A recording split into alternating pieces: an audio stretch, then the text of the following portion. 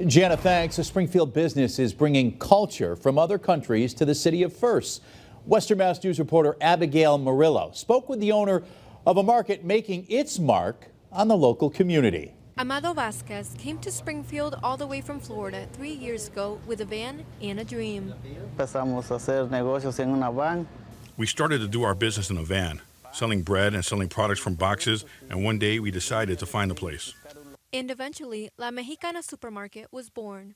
Vasquez shares with Western Mass News what ignited the spark to start a business.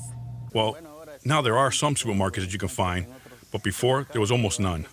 He tells us many customers have driven to his St. James Street location for just a glimpse of the authentic foods and unique products that are from Central and South America. We make publications sometimes, and people see the publication and come and say we are traveling an hour and a half, even 2 hours away, because we can't find other products in other places, and they find it here. Specialty items found here at La Mexicana can make people feel closer to home. Now Vasquez says with the help of the people who continue to support his business, he is now expanding. I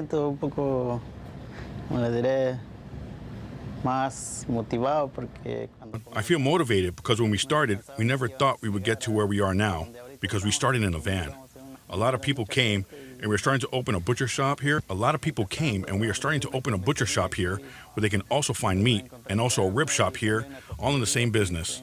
Reporting for Western Mass News, I'm Abigail Murillo.